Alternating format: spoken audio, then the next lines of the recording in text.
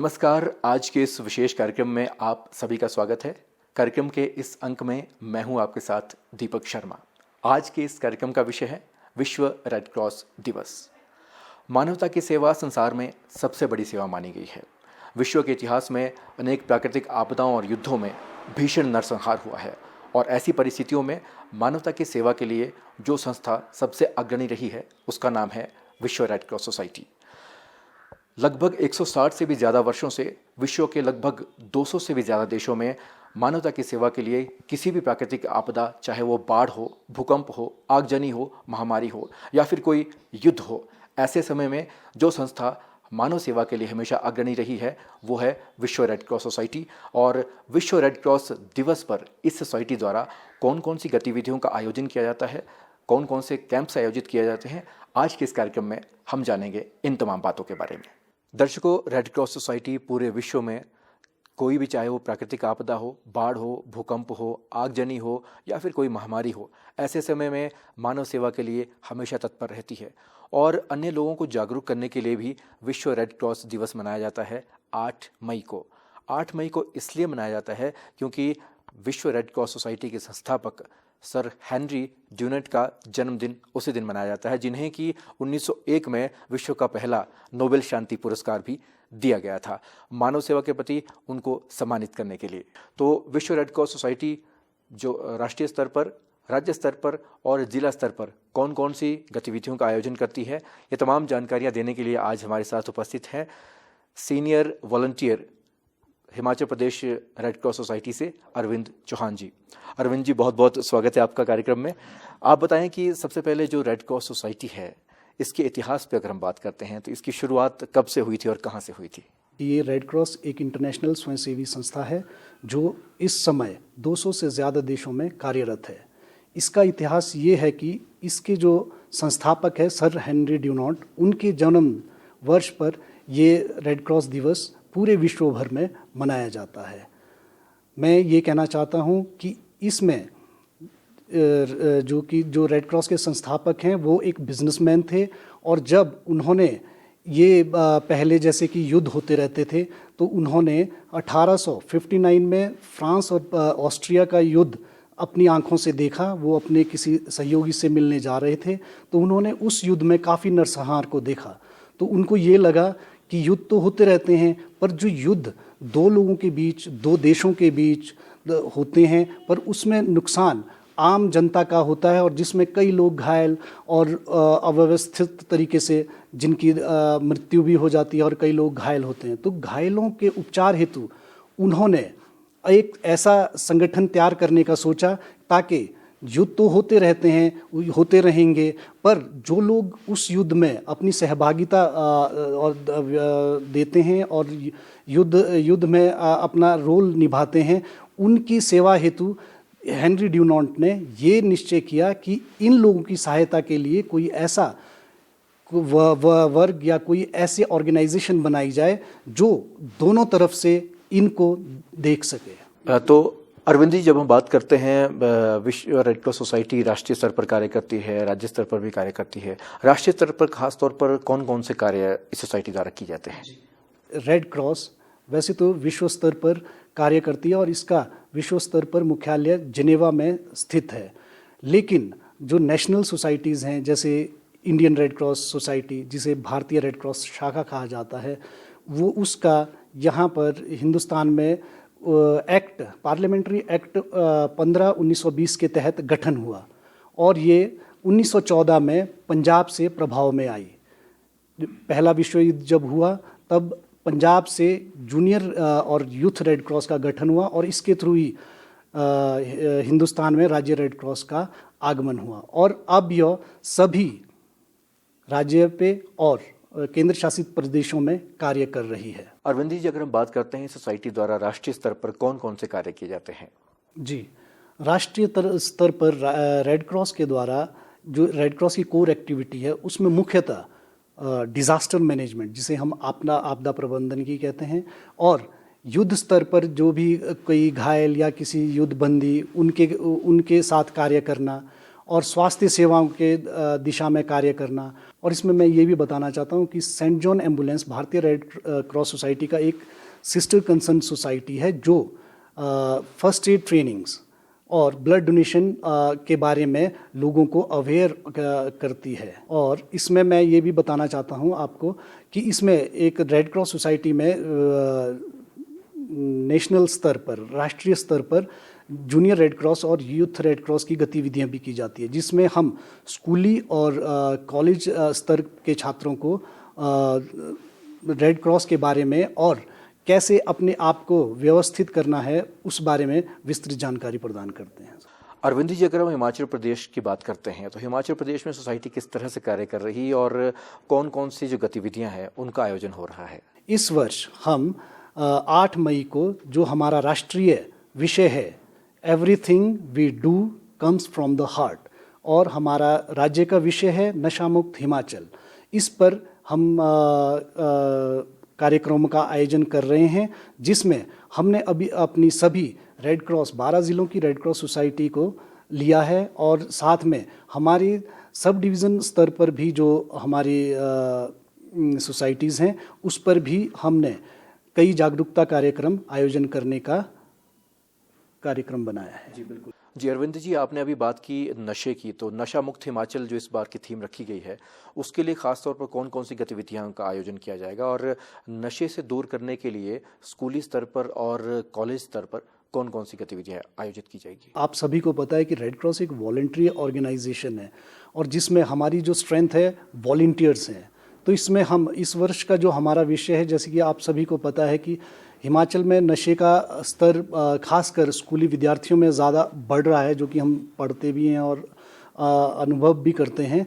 तो इस विषय को लेकर हमने अपनी जितनी भी ज़िला रेड क्रॉस सोसाइटीज़ हैं उसमें इस विषय को लेकर उनसे आह्वान किया है कि वो अपने स्तर पर, ज़िला स्तर पर रेड क्रॉस और इस थीम को लेकर नशा मुक्त अभियान को, और दूसरा जो राष्ट्रीय स्तर का जो हमारा थीम है उसको लेके लोगों में जागरूकता कार्यक्रम आयोजित की जाए। वो किसी भी स्तर पर हो सकते हैं सर। उसमें ये हो सकता है आपका, जैसे हमारा ड्रग फ्री हिमाचल, जो हम नशा मुक्त हिमाचल की बात करते हैं, तो उसमें हम बच्चों को स्कूल में जाके अवेयर कर सकते हैं और ख़ासकर उनसे हम पेंटिंग कंपटीशन करवा के, डिबेट कंपटीशंस और कई तरह की जागरूकता रैलियाँ करवा के उनसे हम इस विषय बारे में उनको हम जागरूक करके उन्हें जागरूक कर सकते हैं। अरविंद जी, जब हम बात करते हैं विश्व रेड क्रॉस दिवस की, तो रक्तदान कैंप्स का आयोजन बहुत ज़्यादा किया जाता है। शायद पूरे ही वर्ष रक्तदान जो कैंप है वो आप आयोजित करते हैं, तो किस तरह से इनका आयोजन किया जाता है और कहाँ कहाँ पर किया जाएगा? मैं इसमें ये कहना चाहता हूँ कि जो ब्लड डोनेशन कैंप्स हैं जो रेड क्रॉस सोसाइटी ऑर्गेनाइज करती है, ये हमारी रेगुलर एक्टिविटीज़ में रहता है सर। जैसे कि मैं आपको बताना चाहता हूँ कि अभी 14 जून को ब्लड डोनर डे भी आ रहा है, उस पर भी राज्य रेड क्रॉस स्तर पर सभी ज़िलों में कार्यक्रम आयोजित किए जाने। उसके अलावा भी हम और ज़िला स्तर पर और राज्य स्तर पर ब्लड डोनेशन कैंप्स स्वास्थ्य विभाग के साथ मिलकर लगाते रहते हैं। अरविंद जी, हिमाचल प्रदेश एक पहाड़ी राज्य है और यहाँ पर बहुत दुर्गम क्षेत्र भी है। दूर दराज के क्षेत्रों की अगर हम बात करते हैं तो वहाँ पर किस तरह से विश्व रेड क्रॉस सोसाइटी या फिर हिमाचल प्रदेश की रेड क्रॉस सोसाइटी है वो अपनी सेवाएं प्रदान करती है? ऑफ कोर्स सर, हमारा बहुत हिली टेरेन है और इसमें हमें ये ध्यान देने की आवश्यकता है और कई बार बहुत कठिनाइयों का सामना भी करना पड़ता है। बट जो हमारा जो रेड क्रॉस राज्य स्तर पर रेड क्रॉस का जो स्ट्रक्चर है सर, जो मैनेजमेंट है, वो बहुत ही सुदृढ़ है सर। मेरा कहने का तात्पर्य ये है कि राज्य स्तर पर राज्य स्तर पर हमारे जो प्रेसिडेंट अध्यक्ष होते हैं वो ऑनरेबल गवर्नर साहब होते हैं और ज़िला स्तर पर रेड क्रॉस सोसाइटी के जो चेयरमैन होते हैं वो ज़िलाधीश जो संबंधित ज़िलों के रहते हैं सर, वो होते हैं। उसके अलावा सर हमारे डिस्ट्रिक्ट लेवल पे सब यूनिट्स भी हैं सर, जो कि सब डिविजनल यूनिट्स पे काम करती हैं सर। तो हमारी इस वक्त जो हमारे रिकॉर्ड में सर 34 यूनिट्स हैं सर। तो रेड क्रॉस एक हायरार्की के तौर पे सर राज्य स्तर पर, ज़िला स्तर पर और सब डिविजनल स्तर पर और ग्राम स्तर पर कार्य करती है। तो सर कठिनाइयाँ बेशक हैं सर, बट हम काफ़ी एग्जांपल्स और काफ़ी लोगों को सहूलियतें प्रदान कर रहे हैं सर। अरविंद जी, आपने जैसे बात की कि दूर दराज के क्षेत्रों में भी आपकी पहुंच है और हिमाचल प्रदेश के जो ग्रामीण स्तर तक आप जो है वॉलंटियर भर्ती करते हैं। अगर विश्व रेड क्रॉस सोसाइटी या फिर Himachal Pradesh red cross society में वॉलंटरी तौर पर कोई कार्य करना चाहता है तो उसके लिए कैसे आपसे संपर्क किया जा सकता है? जी, बहुत अच्छा आपने प्रश्न किया है जनाब। इसमें मैं ये थोड़ा सा ये बताना चाहता हूँ कि जो हमारी रेड क्रॉस सोसाइटी है, चाहे आप अंतर्राष्ट्रीय स्तर पे ले, राष्ट्रीय ले, ज़िला स्तर पर ले, ये एक ही है, ये रेड क्रॉस सोसाइटी है सर। और इसमें जो हमारा सबसे बड़ी जो क्षमता है, हमारा जो पोटेंशियल है, हमारी स्ट्रेंथ है, वो वॉलंटियर्स हैं सर, स्वयंसेवक हैं। तो आप किसी भी, जैसे कि मैंने आपको बताया, एक हमारा हायरार्की है, ज़िला स्तर पर भी हम काम करते हैं, स्टेट लेवल पे भी हम काम करते, सब डिवीज़न में। तो आप कंसर्न अपने डिपार्टमेंट, या अगर आप ज़िला किसी ज़िला में बैठे हैं तो आप अपने ज़िला के ज़िलाधीश से भी इस बारे में कर सकते हैं, उनसे जानकारी ले सकते हैं। तो हमारा एक वॉलंटियर्स रजिस्ट्रेशन फॉर्म रहता है सर, उसमें आप रजिस्टर्ड करके आप रेड क्रॉस के स्वयंसेवक बन सकते हैं सर। अरविंद जी, अगर कोई स्वैच्छिक रक्तदान करना चाहता है और वो आप तक नहीं पहुंच पाता है तो कैसे आप वहां तक पहुंचना चाहते हैं कि जैसे कोई ग्रामीण स्तर पर, पंचायत स्तर पर कोई रक्तदान करना चाहता है, और अवेयरनेस, जागरूकता कैसे आप फैला पाते हैं? हमें कई कॉल्स आती हैं सर, इन्फॉर्मेशन आती है कि हम इंडिविजुअली ऐसे ऐसे हम रक्तदान, पर हम उस लेवल पे तो नहीं कर पाते हैं, बट हम उन्हें एक अवेयर उससे और सुजेशन के तौर पे ये बताते हैं कि आप कंसर्न्ड जो भी ब्लड बैंक नियरेस्ट होगा सर, क्योंकि अभी हमारा जो रेड क्रॉस सोसाइटी का ब्लड बैंक अभी नालागढ़ में रिसेंटली सर पिछले साल ही खुला है, 2022 में खुला है सर। और उसके अलावा जो भी वहाँ के जो कंसर्न्ड और एरिया के जो जहाँ से कोई भी व्यक्ति रक्तदान करना चाहता है, तो उसका जो संबंधित ब्लड बैंक का एरिया है, वहाँ हम उन्हें भेजने की पूर्ण कोशिश करते हैं सर, हम उनके टच में रहते हैं। शिमला की अगर हम खास तौर पर बात करें तो यहाँ पर कौन कौन से कितने सेवा केंद्र आपके हैं और क्या कोई डिस्पेंसरी, हॉस्पिटल्स वगैरह यहाँ पे खुले हैं? जी जनाब, राज्य स्तर पर सर शिमला में हमारे दो वो केंद्र हैं सर, रेड क्रॉस सेवा केंद्र हैं सर। वहाँ ये है sir Indira Gandhi medical college में, और सर दीनदयाल उपाध्याय हॉस्पिटल है रिपन में। और इसके अलावा सर हमारी एक dispensary, red cross dispensary Tutikandi में भी चल रही है जनाब, वहाँ पर निःशुल्क दवाएं दी जाती हैं? जी जनाब, वहाँ लोगों को निःशुल्क दवाएं। और जो मैं आपको थोड़ा सा ये ब्रीफ करना चाहता हूँ सर, कि जो रेड क्रॉस सेवा केंद्र है, इनका मुख्य काम यही रहता है सर, जो ज़रूरतमंद है, जो गरीब है। वैसे तो अभी सभी लोगों के हिम केयर, और सरकार काफ़ी कोशिश कर रही है कि हिम केयर कार्ड बने और वो बने, उसके बावजूद भी सर कई लोग इसमें, कईयों के कार्ड नहीं बनते हैं सर, कईयों के अपडेटेड नहीं होते हैं सर। तो अगर किसी को तुरंत सहायता की ज़रूरत होती है, इन सेवा केंद्रों के माध्यम से हम सर 2000 रुपये की दवाई तुरंत मुहैया करवाते हैं सर, तुरंत। जी अरविंद जी, जो आप लोगों को सहायता प्रदान करते हैं वो कैश और काइंड दोनों में करते हैं? कैश में जब अथॉरिटी की अप्रूवल हो सर, और संबंधित जो बेनिफिशियरी है उसके प्रॉपर डॉक्यूमेंट रहें, तो हम कैश में भी करते हैं। बट वैसे अमूमन तौर पे सर हम उन लोगों से यही वो करते हैं, अगर मैक्सिमम केसेस हमारे पास सर बीमार लोगों के आते हैं किसी को, तो हम उनके डॉक्टर्स की कंसर्न और जो जहाँ से उन्होंने दवाई परचेज़ किया है या किसी संबंध, तो उनके बिल्स वाउचर रिलेट करके तो उनको मुहैया करवाते हैं। कैश का थोड़ा सर वैसे कम रहता है, लेकिन जब ज़रूरत हो तो अथॉरिटी के अनुसार, अगर अथॉरिटी जैसे भी डिसीजन लेती है तो हम मुहैया करवाने की कोशिश करते हैं सर। अगर हम हिमाचल प्रदेश की चुनौतियों की बात करें, कौन कौन सी चुनौतियां आपको यहाँ पे फेस करनी पड़ती है? जैसे कि सर आपने अभी भी बताया कि हमारा प्रदेश काफ़ी मतलब पहाड़ी क्षेत्र कवर करता है सर, तो ये तो हमारे लिए है ही है सर, कि दुर्गम क्षेत्रों में जाना अप्रोचेबल नहीं होता है सर, कई बार रोड्स फैसिलिटी नहीं मिल पाती है। पर फिर भी सर उसके बावजूद भी रेड क्रॉस, हम ये चाहते हैं प्रधान, वहाँ लोकल एडमिनिस्ट्रेशन जैसे प्रधान, हमारे प्रधानों से कांटेक्ट करके, कई बार ऐसा हो जाता है सर, कहीं आगजनी हुई है, कहीं कोई अलग तरह का या अर्थक्वेक या कोई डिज़ास्टर आया है सर, तो उसमें हम वहाँ के लोकल जो प्रधान है वहाँ उनका एड्रेस लेके उनको पूछ कर वो उन स्थितियों के बारे में अवगत करते हैं और मैक्सिमम करते हैं सर, हम जाने की कोशिश करते हैं। कई एग्जांपल ऐसे रहे हैं सर, हम कई बार लोगों को हमारे मंडी डिस्ट्रिक्ट, कई डिस्ट्रिक्ट, कुल्लू डिस्ट्रिक्ट, कई डिस्ट्रिक्ट जो रेड क्रॉस सोसाइटीज़ हैं वो इस पे काफ़ी अच्छा काम कर रही है सर। रिमोट एरियाज़ में जाके वो लोग खुद, उनको कोविड टाइम में एक्चुअली रेड क्रॉस ने काफ़ी अच्छा वर्क किया था सर। है सर, परिस्थितियाँ हैं, और फिर थोड़ा सा सर कोऑर्डिनेशन का भी थोड़ा इसमें गैप रहता है सर, है थोड़ा दिक्कतें हैं। अरविंद जी, अगर कोई आपात स्थिति में आपसे संपर्क करना चाहता है और सहायता की किसी को ज़रूरत है, तो ऐसे समय में क्या संपर्क सूत्र रह सकता है, किस तरह से आपसे संपर्क किया जा सकता है? जी सर, एक्चुअली ये दिक्कत जो आई थी सर, ये कोविड टाइम के दौरान आई थी, क्योंकि उस दौरान लोगों को रात दिन किसी की सहायता की आवश्यकता पड़ रही थी सर। तो हमारा अभी जो उस टाइम हमने जनरेट किया था, हमारा व्हाट्सएप नंबर है जनाब 94 599 777 33। ये रेड क्रॉस का हेल्पलाइन नंबर भी, इसे आप ले सकते हैं। और इस पे 9459977733। जी जी। तो अरविंद जी, जैसा कि आपने बताया कि जो रेड क्रॉस सोसाइटी है वो पूरे हिमाचल में ही नहीं, पूरे देश में और पूरे विश्व में कार्य कर रही है। आपने आज हमारे दर्शकों को रेड क्रॉस सोसाइटी द्वारा दी गई तमाम जो गतिविधियां हैं उसकी जानकारी दी, और जो सुविधाएं प्रदान की जाती है उसकी भी जानकारी दी। आपका हमसे इस कार्यक्रम में भाग लेने के लिए बेहद शुक्रिया। हमारी डिस्पेंसरी जो है ये सन 2000 से ये शुरुआत हुई है इसकी, रेड क्रॉस की।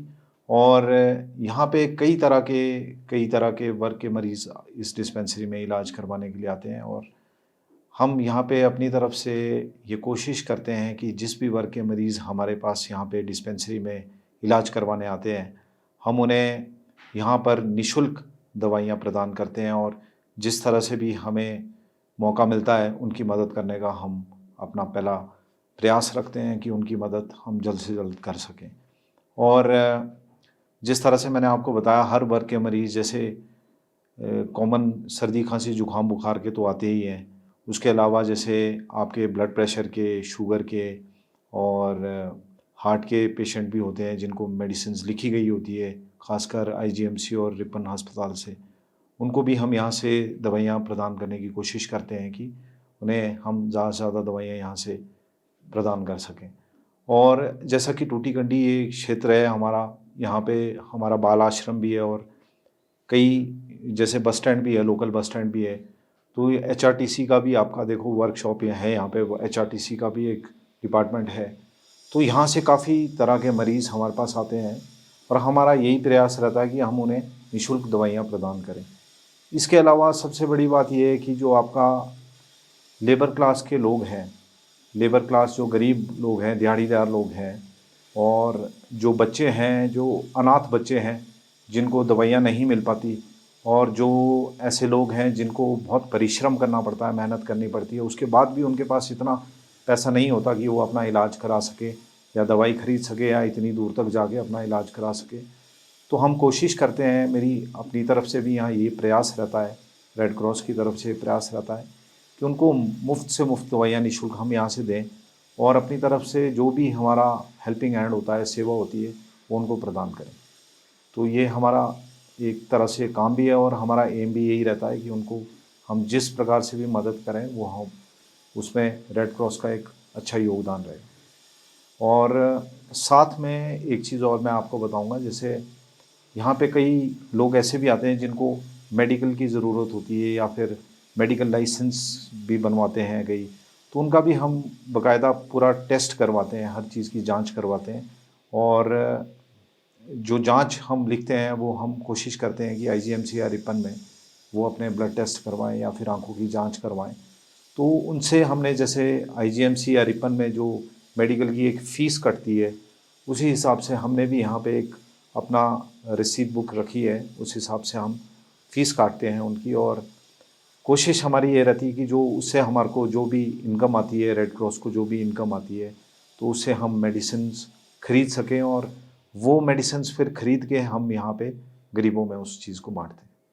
सर, ये जो हमारे ड्राई राशन फूड पैकेट्स देख रहे हैं सर आप, ये हम टीबी पेशेंट्स को प्रोटीन रिच डाइट जो है वो प्रोवाइड कर रहे हैं।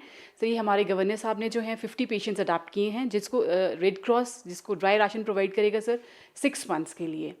सर ये है, इसमें हम ड्राई राशन में प्रोवाइड करते हैं। दालें हैं सर, इसमें ऑयल है, एडिबल ऑयल है, आटा है सर इसमें, और पीनट्स हैं। पीनट्स के साथ साथ सर और ड्राई मिल्क पाउडर भी है सर। ये हम 6 मंथ्स के लिए प्रोवाइड करेंगे सर एक पेशेंट को। तो हमने रोडू के टिक्कर ब्लॉक में 50 पेशेंट्स अडॉप्ट किए हैं सर। उनको ये dry ration kit per month जाता है सर। तो ये कंटिन्यू करेंगे हम 6 मंथ्स तक। विभिन्न प्रकार की प्राकृतिक आपदा, चाहे वो बाढ़ हो, भूकंप हो, आगजनी हो या फिर कोई महामारी हो, रेड क्रॉस हमेशा सहायता के लिए आगे रहता है। और कौन कौन सी गतिविधियां ऐसी परिस्थितियों में आयोजित की जाती है, आइए जानते हैं अंबिका जी से। अंबिका जी बताइए, कौन कौन सी जो गतिविधियां हैं रेड क्रॉस आयोजित करता है, अगर कोई प्राकृतिक आपदा हो या फिर कोई मानव निर्मित आपदा भी हो। सर जैसा कि आप जानते ही हैं, रेड क्रॉस सदैव तत्पर रहता है। ऐसी आपदाओं में आगे आगे बढ़ चढ़ के भाग लेते हैं, पूरा अपना सपोर्ट देते हैं वो सोसाइटी को। तो इस तरह से जैसे सर आप देख सकते हैं यहाँ पे हमारे सामने जो ये आप देख रहे हैं कुछ रसोई के बर्तन पड़े हैं सर। ये जैसे किसी आपदा के जब इमीडिएट रिलीफ हम देते हैं, उसमें सर हम ये किचन सेट्स प्रोवाइड करते हैं। अफेक्टेड फैमिलीज़ जो होती है सर, उनको ये हम अपने जो हमारा फर्स्ट रिलीफ होता है उनको, ये बेसिक रिलीफ, उसमें हम ये अपना किचन सेट्स प्रोवाइड करते हैं सर। फैमिली टेंट्स होते हैं वो देते हैं। इसके साथ साथ ब्लैंकेट्स होते हैं सर, वो उनको प्रोवाइड किया जाता है सर। ये स्टेट रेड क्रॉस जो होता है तहसील पे, जो सब डिविजनल मजिस्ट्रेट होते हैं, उनके थ्रू ये हम वो जो पीड़ित होते हैं उन तक पहुँचाते हैं सर। तो ये जो बुनियादी वस्तु आपने बताया कि जो बेसिक नीड्स की चीज़ें हैं, ये जो वस्तु वहाँ तक पहुँचाई जाती है कि किसके थ्रू पहुँचाई जाती है? सर ये red cross sub divisional level पे, जो सब एसडीएम लेवल पे, उनके थ्रू, तहसीलदार वगैरह सब इसमें इन्वॉल्व होते हैं सर। उनके थ्रू ये पीड़ित लोगों तक पहुँचाता है। और सर रेड क्रॉस खुद भी वो जहाँ पे घटना हुई है उस स्थल पर जाकर ये स्वयं भी कभी ये प्रोवाइड करते हैं सर उनको। तो जो रेड क्रॉस के जो वॉलंटियर्स रहते हैं, वो क्या आपके सब डिवीज़न लेवल पर भी रहते हैं? किस तरह से कार्य किया जाता है? स्टेट लेवल पे भी होते हैं, ये सब डिविजनल लेवल पे भी होते हैं सर। तो ये जो आपने यहाँ पे चीज़ें रखी हैं, हम देख सकते हैं कि घर की जो वस्तुएं हैं, बहुत सी चीज़ें यूज़ होने वाली है। और जो बेसिक नीड्स है, आप देख सकते हैं कि बुनियादी चीज़ें हैं, चाहे वो साबुन हो, चाहे वो हाइजीन की चीज़ें हों, चाहे वो आपके पास जो महामारी के समय में ये यूज़ होने वाले मास्क हो, ये सारी की सारी जो वस्तुएं हैं, ये रेड क्रॉस सोसाइटी द्वारा ऐसे समय में पीड़ितों को जो है प्रोवाइड की जाती हैं। अंबिका जी, अगर हम अस्पतालों की बात करते हैं तो अस्पतालों में रोज़ आए दिन मरीज आते रहते हैं। कुछ प्रवासी मजदूर होते हैं, कुछ ऐसे लोग होते हैं बहुत दूर दराज के क्षेत्रों से आते हैं। उनके लिए किस तरह की सहायता रेड क्रॉस द्वारा की जाती है, ये बताइए। सर देखिए, जैसे कि हमारे हॉस्पिटल्स में जो है हमारे सेवा केंद्र हैं, रेड क्रॉस सेवा केंद्र हैं। जो हमारा इंदिरा गांधी अस्पताल है, वहाँ पे भी रेड क्रॉस का एक सेवा केंद्र चल रहा है, जहाँ पे जो लोग गरीब हैं, असहाय लोग हैं, जिनके पास आय के कोई साधन नहीं है, ऐसे गरीब बीपीएल में जो लोग आते हैं, उनके लिए हम जो है वहाँ पे दवाइयाँ, निःशुल्क दवाइयाँ प्रोवाइड करवाते हैं उनको। तो सर वैसे तो सरकार की भी विभिन्न स्कीम्स चल रही हैं, उसके तहत भी मिलता है। कुछ एक चीज़ें ऐसी होती हैं जो उसको उनके तहत नहीं मिल पाती हैं, वो सब चीज़ें वो उन सब के लिए वो रेड क्रॉस के पास आते हैं और रेड क्रॉस उनको प्रोवाइड करवाता है सर। और एक हमारा जो सेवा केंद्र है वो कमला नेहरू अस्पताल शिमला में भी चल रहा है सर। जैसे आप देखते हैं कभी कोई वहाँ डिलीवरी के लिए कोई प्रवासी मजदूर आ रहा है, उनके पास कुछ नहीं है और उनकी डिलीवरी हो जाती है, उस केस में वो रेड क्रॉस सेवा केंद्र के पास जाकर अपनी मदद के लिए वहाँ जा सकते हैं। और रेड क्रॉस वहाँ बच्चों के लिए जो है विभिन्न तरह की चीज़ें सर, जैसे किसी के पास मिल्क नहीं, बच्चे के दूध नहीं है, पाउडर्ड मिल्क नहीं है, वो अवेलेबल कर सकते हैं। कपड़े नहीं होते हैं सर घर से, कभी वो सिर्फ चेकअप के लिए आते हैं और डिलीवरी हो जाती है, तो उस केस में रेड क्रॉस के पास आके वो कॉन्टैक्ट कर सकते हैं। और उनको क्या होता है, बेसिक जो हमारी रिक्वायरमेंट्स होती है, बेबी के रैपर्स है सर, ब्लैंकेट्स हैं, और जो कपड़े होते हैं, जो जिस चीज़ की उनको उस टाइम ज़रूरत होती है, वो प्रोवाइड करवाते हैं सर। जी, तो सेवा केंद्रों में जाकर जो वॉलंटियर्स काम करते हैं, वो वॉलंटियर्स खुद भी पूरे हॉस्पिटल को विजिट करते हैं, ये देखने के लिए कि कौन कौन से जो है एक तरह से ज़रूरतमंद लोग हैं?